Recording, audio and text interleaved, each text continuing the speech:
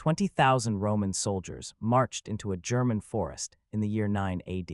Trained, armed, undefeated. Not one came back. No battle, no warning, no chance. The man who led them to their deaths. He was one of their own, a decorated Roman officer, raised inside the empire, trusted by its generals, honored by its senate. Rome's most devastating enemy was a soldier Rome itself had created. This is the story of Arminius, the stolen son who broke the greatest empire the world had ever known. And this is the story of one forest, one ambush, and one betrayal. To understand what happened in that forest, you first have to understand what Rome was in the year 9 AD. It was not just a city, it was not just a country. It was an idea, and that idea was simple. Everything would eventually become Rome. The empire stretched from the sun-scorched deserts of Egypt in the south to the cold cliffs of Britannia in the north, from the Atlantic coast in the west, all the way to the edges of Persia in the east. 50 million people lived under Roman law. Every road led to Rome. Every coin bore a Roman face. Every conquered people eventually dressed like Romans, spoke like Romans, prayed to Roman gods.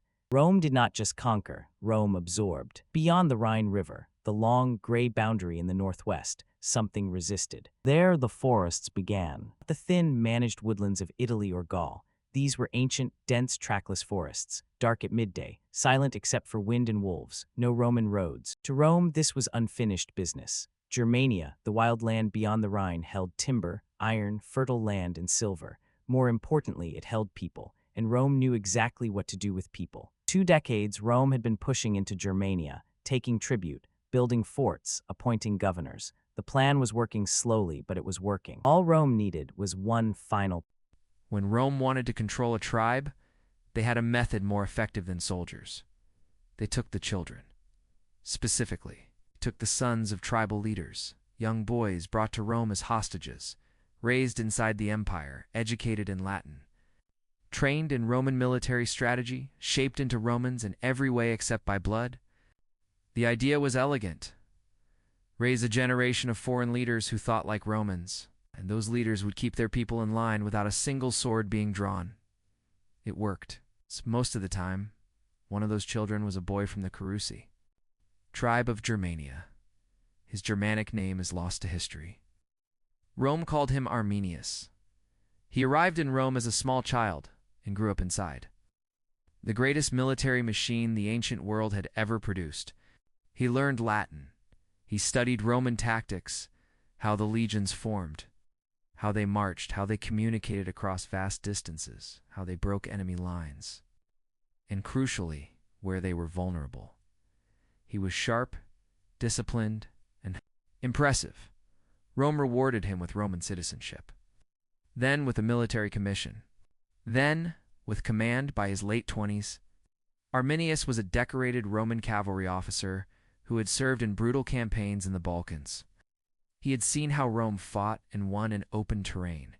He had also seen how Rome assumed loyalty. Rome assumed gratitude. Rome assumed that because it had given you roads and law and civilization, you owed it everything. Arminius had been given all of those things, and he had never forgotten what Rome had taken first.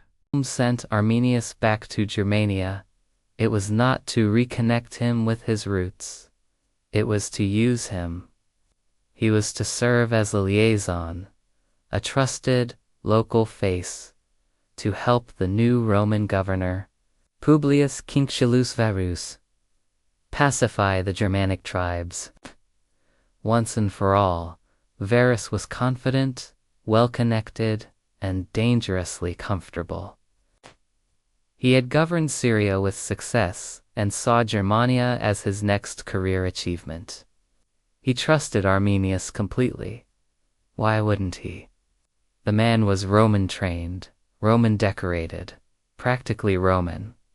But back among his people, Arminius saw what Rome actually looked like from the other side. His father showed him, not in words, in evidence. A road through the forest, lined with wooden crosses. Germanic men, still alive, nailed to the wood as a warning to anyone who resisted Roman taxation, or Roman law. His father called it peace. Arminius called it something else. Some men betray out of ambition. Some out of ideology, Arminius carried something heavier. Memory and fury, combined with the exact knowledge of how to act on both. Quietly. In secret meetings in forest clearings and sacred groves, Arminius began building something that had never existed in Germania before: a coalition. Different tribes, old enemies, united by one shared goal. He told them what they needed to hear. And more importantly, he told them what he knew. I know how Rome moves. I know how it thinks. I know where it breaks. Give me one chance, and I will show you. Arminius's plan was not to fight Rome. Fighting Rome in the open was suicide. Every tribe in Germania had already learned that lesson. His plan was to unmake a Roman army by turning its greatest strength into its greatest weakness, a Roman legion. On the march was one of the most powerful things in the ancient world. Disciplined, organized, virtually unstoppable in open terrain where its formations could deploy properly. But that same army, on a narrow forest path, was something else entirely. It was a city in motion, 15,000 soldiers, stretched out over miles of road, 6,000 camp followers behind them, slaves, servants, merchants, wives, children, supply wagons, pack animals, equipment, all of it moving in a long, slow, vulnerable line through terrain that had been chosen very carefully. Arminius fed Varus false intelligence reports of a minor tribal uprising just far enough away to require the legions to march through the Teutoburg Forest. He offered to scout ahead with his cavalry and meet Varus on the other side. Varus believed him. Why wouldn't he? The three legions, the 17th, 18th, and 19th, entered the forest in late September. The terrain was already challenging.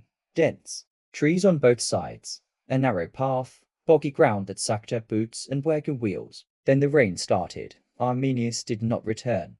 The ambush did not begin with a dramatic charge. It began with silence, then arrows, then javelins, then Germanic warriors materializing from the trees on all sides, attacking and retreating before the Romans could form proper lines. The narrow path made Roman tactics useless. There was no room to form a testudo, no room to deploy cavalry. The Romans couldn't fight back the way they had been trained to fight for 3 days.